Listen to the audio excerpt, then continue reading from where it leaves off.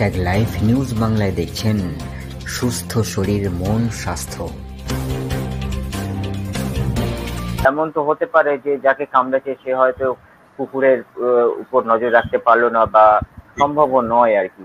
যদি সেই রকম অবস্থা হয় যেখানে আমি ওই যে কুকুর কামড়েছে তাকে আমি লক্ষ্য করতে পারছি না, সেক্ষেত্রে কিন্তু full course post exposure prophylaxis intramuscular dose হলে 5 দিন আর ইন্ট্রাডার্মাল ডোজ হলে 4 দিন পুরো ডোজ নিতে হবে।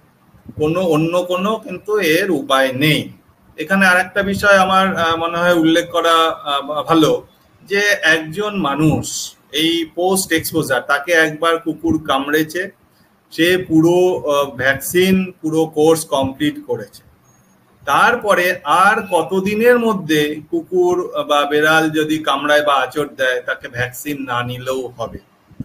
আমরা যেটা বলছি 3 মাসের মধ্যে যদি তাকে কুকুর বা বেড়াল কামড়ায় তাহলে কিন্তু তাকে ভ্যাকসিন না নিলেও হবে।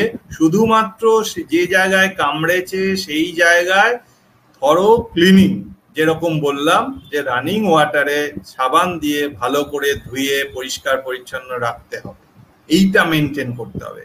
কিন্তু 3 মাস পরে আবার তাকে রিপিট সে এক্সপোজার হলো, তাকে আবার কামড়ালো, তখন কটা ডোজ নেব? তখন কিন্তু সে যদি আগের বারের ক্ষেত্রে যদি পুরো কোর্স করে থাকে সেক্ষেত্রে দুটো ডোজ 2 দিন, মানে 2 দিন কোন 0 এবং 3, এই 2 দিন কিন্তু তাকে ওই ভ্যাকসিন নিলেই হবে। সেক্ষেত্রে আর 5টা বা 4টে যেরকম বললাম আগের ক্ষেত্রে সেটা না নিলেও হবে। এইটা কিন্তু মাথায় রাখতে